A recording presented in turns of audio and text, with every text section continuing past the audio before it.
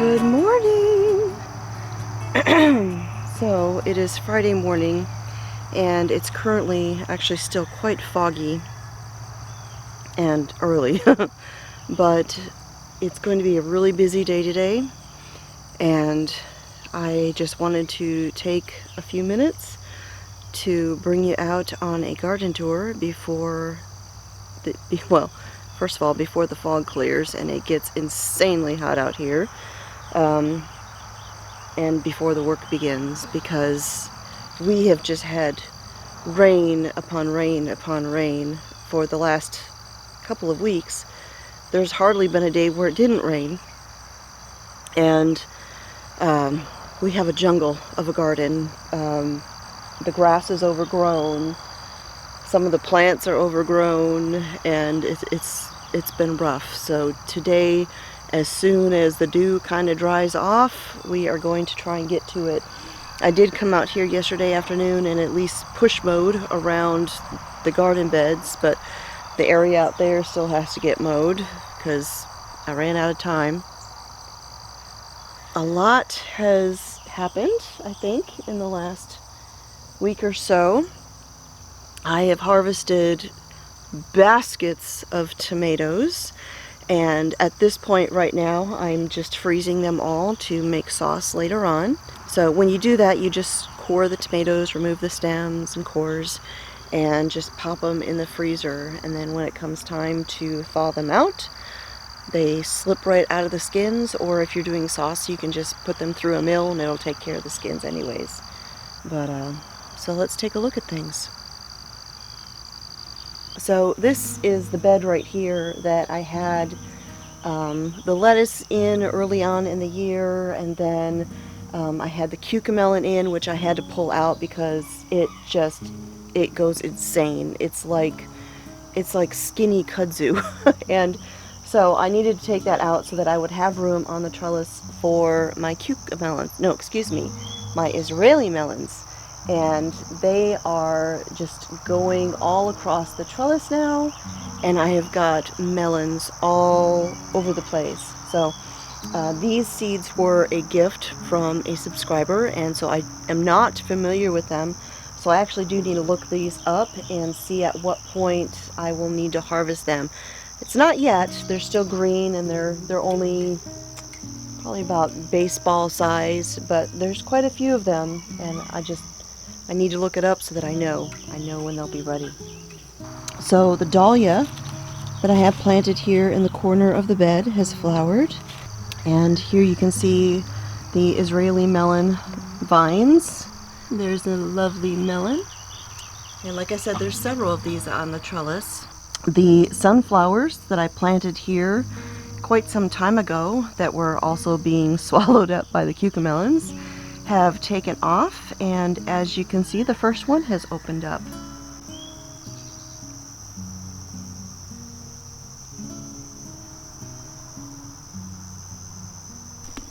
Look at the size of this one. This one's more like a grapefruit than a baseball, and as big as this one is getting, I think I need to give this one some support pretty soon.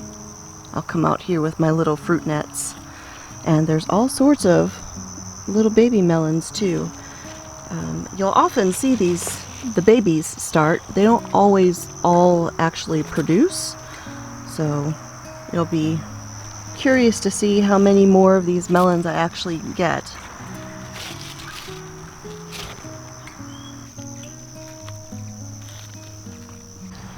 Alright, so this bed of tomatoes is doing fantastic. Look at all these black vernissage tomatoes, just full clusters of them, and I have harvested, I don't even know how many of these I've harvested already. Got another great big Dr. Weish growing right here. Here we've got some more Blue Beauty tomatoes. Got a spider web all through here. I don't know if you can see that or not.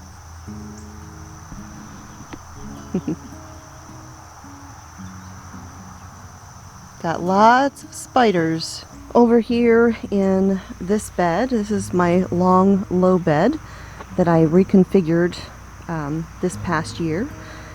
We've got the purple sage is doing pretty good. I had mentioned the sage issues that I was having, and I had 2 plants down here. One of them did not make it, but the other one is doing good. It's a little heavy right now because of the moisture, but it is doing great.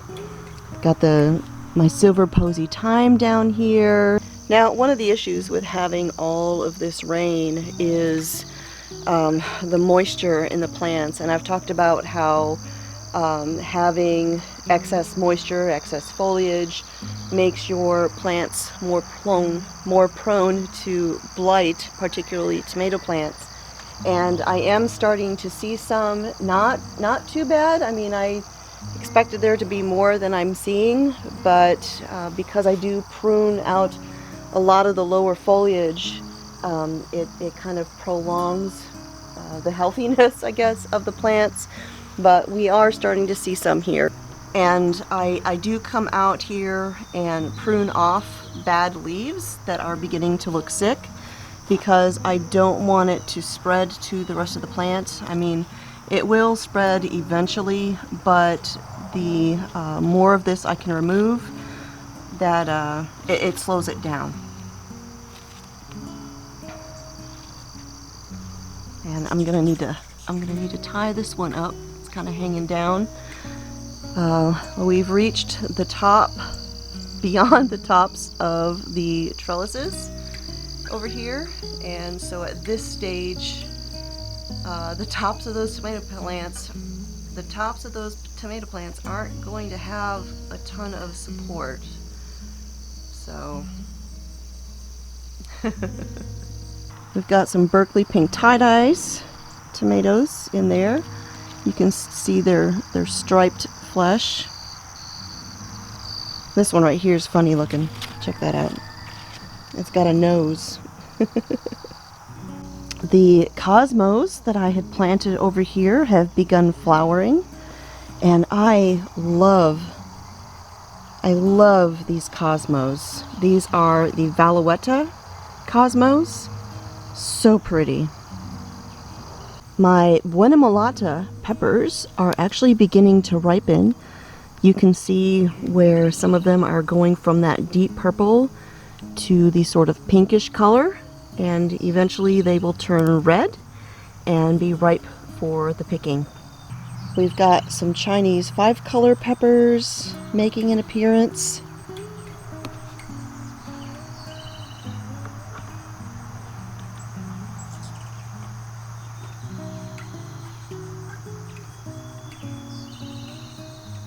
I've gotten a lot of questions about these blossoms that I have posted in a couple of videos and Instagram photos. These are the blossoms of the Chinese python beans, and wait until you see them. So the Chinese python bean is called Trichosanthus cucurbina. It is a type of snake bean, and the python bean is the largest kind of snake bean, if I remember correctly. And the word Trichosanthus actually is Greek for hairy flower. So when you look at those blossoms, it's kind of obvious where it gets the name from. But what is interesting about the Chinese python beans is that they love hot, humid climates. And they are actually from the Western Pacific Islands and parts of Asia, and I'm getting dripped on. But once you see these beans, it's pretty obvious how they got their name, because it looks like you're growing snakes in your garden.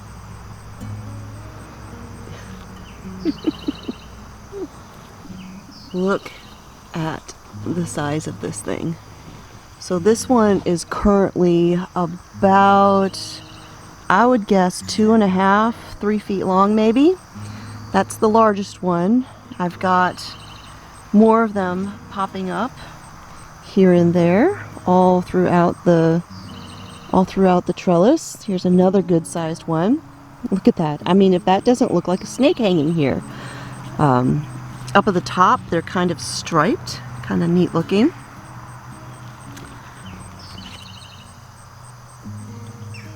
Now, they're very fragrant when you touch the bean and then smell your fingers. Mr. Smith says they don't smell very good, but I think they have a kind of nutty fragrance to them. So this is another one that I actually need to look up and see when to harvest. A full-sized, fully developed snake bean can actually get 5 feet long and like 15 inches thick or something like that. That is the stage, of course, where you would have the fully developed seeds, which the seeds are actually very large. And I'm sure that's not the stage that you would eat these at, so I need to look them up. Now, what I've read is that you dice them up, because obviously you wouldn't eat it like that, but that they actually do taste like green beans, so we'll see. This is, again, one of those experiments. I like to try different things and just do some things for fun every year, and this is definitely this year's experiment. Now, I will say that the way the vines of this python bean grow, it would make a great cover for a trellis over seeding. And speaking of trellises over seeding, let me go show you the Luffa. So you can see here the Luffa gourds are actually coming up both sides of the arched trellis that I have over my little seeding area.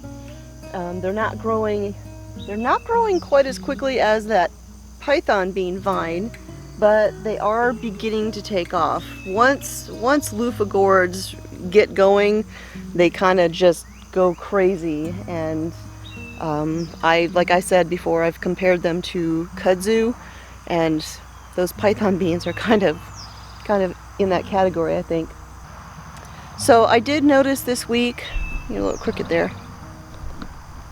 So this week I did notice, and actually I think last week was the first ones, but I have noticed some Luffa gourd blossoms beginning.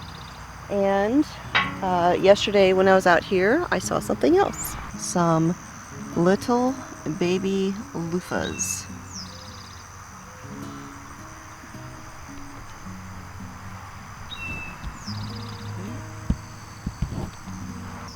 So now my hope is that the gourds will develop fully in time for me to be able to harvest them and dry them and use them. The first year that I grew them, I had Luffa gourds everywhere, just gobs and gobs and gobs of Luffa gourds, but we ended up having a pretty early freeze, and because of that, most of the Luffa gourds weren't actually fully to the point where you could harvest them and use them. I did actually go through the process of drying and peeling them, and I had filmed that. However, I had accidentally deleted the footage because I was going to share the process of how you would do that. But, you know, sometimes that happens. YouTuber problems. But the Luffas, while that fibrous netting inside had developed, it was pretty brittle because, like I said, it was too early. And last year I did have some Luffa gourds grow out there in the compost area, but I kind of forgot about them because it wasn't really in the garden. And yeah, so hopefully this will be third time the charm, and we'll actually have some fully developed and usable Luffas. So over here in my little flower bed, the Mystic Illusion dahlias are continuing to flower. They have this beautiful purple foliage and then buttery yellow flowers as contrast. They're so pretty. The Mongolian giant sunflowers that I planted out here in the front garden have opened up and are looking lovely. That one actually opened up sometime last week or maybe even the week before, and then this one just opened up.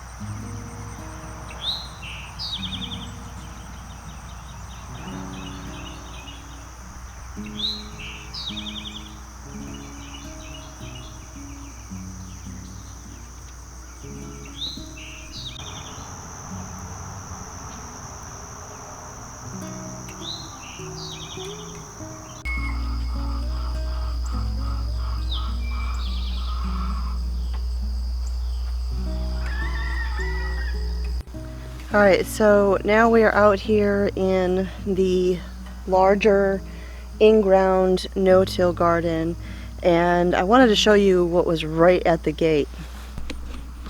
Right down here where I come in the gate is some volunteer zinnias, and I actually had volunteer zinnias here last year too.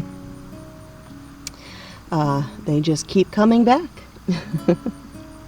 And I just don't have the heart to pull them out when they're right there greeting me as I come in the garden. I got a little sunflower down here that I know I planted it, but I don't remember what kind it was. There's some more blossoms for the delicata squash.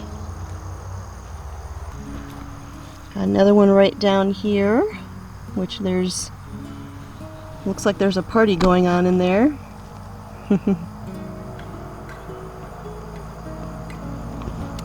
And right underneath there is a little baby delicata squash. Here is another lovely orange sunflower that has opened up this week.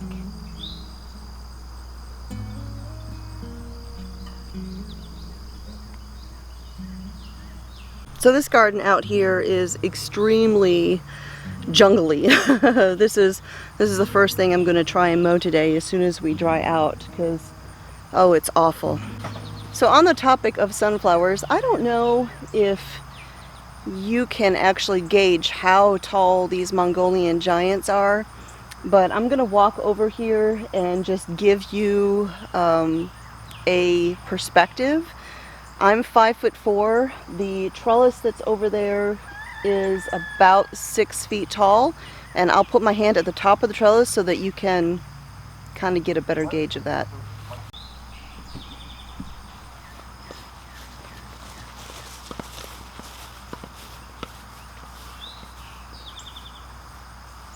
Alright, here is the top of the trellis, which is about 6 feet tall.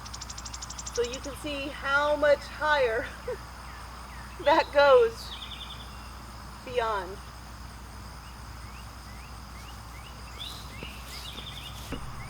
There is a reason they are called Mongolian giant sunflowers.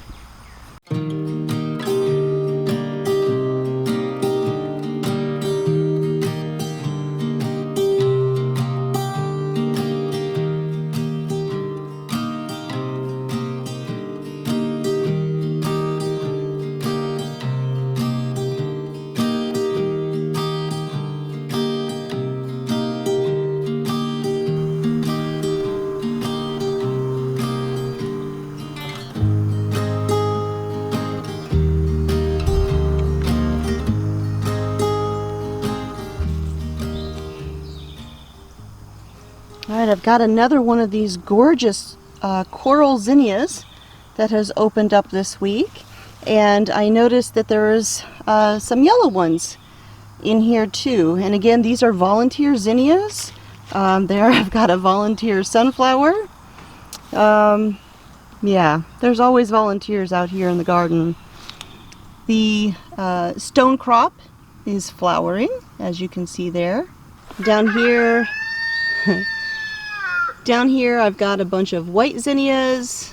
Again, all volunteers, all coming back from last year. So like I said, I have been harvesting tons of tomatoes this week, but I've got one I'm going to have to come out here today and figure out how to get it. It grew between the branches, and it is crammed in there. The Chinese noodle beans are doing great. You can see they're coming up the trellis here. We have Chinese noodle bean blossoms all over the place, as well as some baby beans right there. And speaking of beans, the green beans, the pole beans that I planted this week are all starting to come up. And one of the things that I'm going to do today, which is why I'm filming so early this morning, is I'm actually going to come out here and kind of fence around these beds a little bit with just some chicken wire, because again I've got garden chickens, and they were out here dusting themselves in this dirt this week, and I need to protect my baby beans. Lots and lots of beans. So hopefully we get a great harvest out of these. These again are the Kentucky Wonders. We've got sweet potato flowers all over the place. These are, this is the purple sweet potatoes in this section. Right down here, this is my chrysanthemum melons. These are ones that kind of got a late start. I'm trying to get them to come up the trellis, but they definitely don't grow very quickly. I've got some trying to escape over here, so I'll redirect these back inside and kind of point them towards the trellis so they don't get broken off. But over here on this one, this has me very excited. Last year I grew Kajari melons for the very first time. They were absolutely delicious, and I have got many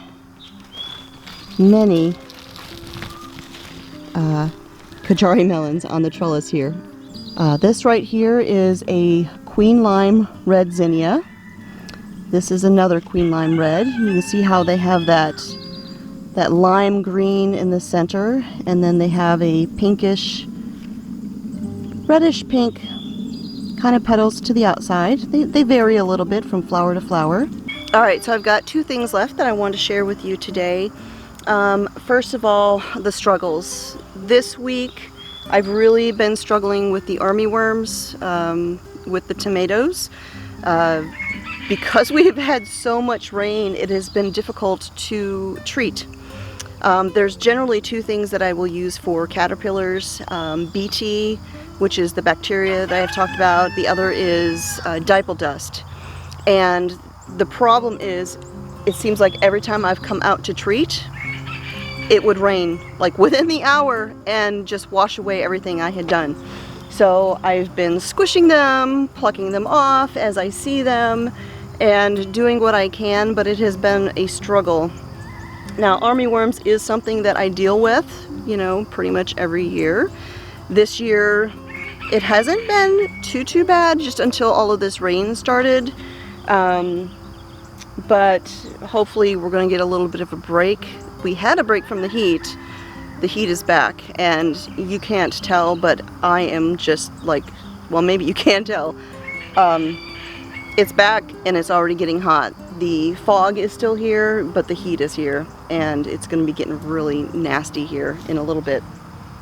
So the struggles, the army worms, and then of course the beginnings of the blight on a lot of the plants, well, mainly the tomatoes.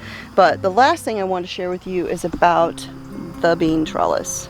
So I had left this trellis in place mainly as a source of shade for my garden chickens. There are still beans appearing here and there. They are still producing a little bit. Not significantly, not really enough for me to do much of a harvest. I mean, I could probably come out here and pick a couple containers for the freezer, which I might do today. We'll just have to see how much I get done. But it is definitely a source of treats for the dogs. We discovered this year that our dogs love green beans. And it's funny because Duke was the first one who loved them, and he would sit there and hide under the table while I was snapping beans and beg me to give him some. And the other two dogs at first didn't seem too sure about them, and then once they realized that they liked them, it was all on. If I pick some of these beans and take them in the house, I have never seen the dogs so excited. I mean, the only thing they get that excited for is their peanut butter inside their Kong toys. That's the only thing that get excited about. And actually this might even be a tie for that level of excitement. Who knew? Green beans, they go crazy. Oh, and now that I'm looking back down there, I see my eggplant plants. And I just wanted to mention one thing very briefly. This week I did post a brand new recipe over on my website, cosmopolitancornbread.com, which was for an eggplant lasagna. It was amazing. It is, I think, my absolute favorite way of serving eggplant. So if you are ever looking for an eggplant recipe, you definitely need to try that. Now, on a side note, I have had some issues with the social media platform of Faces. You know which one I'm talking about. They have been blocking my posts. I don't understand why. There's no rhyme or reason. I've not received any sort of warnings, but that particular lasagna recipe was one of the posts that they have blocked. I post it, I can see it, everything looks good, it says it's public, but they are not showing it to anybody. And if I share it, people see that the post is either not there or private. It's a public page, it's my brand page, and Facebook's hiding it. And this is not the first time this has happened. It's been happening a lot lately. And I can always tell when it's happening because as a person with a brand page, I can see the reach, which is how many people actually see that post. The reach is 1, me. So if you would like to get that recipe, I will put a link down below. And just as a follow-up to that, and I've said this before, but if you are not already signed up for my free email newsletter, please sign up for that. It is the only way you are guaranteed to see everything new on my website and on the channel. So with that, I'm already pouring sweat. So I'm gonna head into the house, pin my hair up, get one more cup of coffee, and then we're gonna get to work. All right, so this has been another garden tour at A Good Life Farm. I think this is week 11, if I remember correctly. So thanks for hanging out with me here again today. I will talk to y'all next time.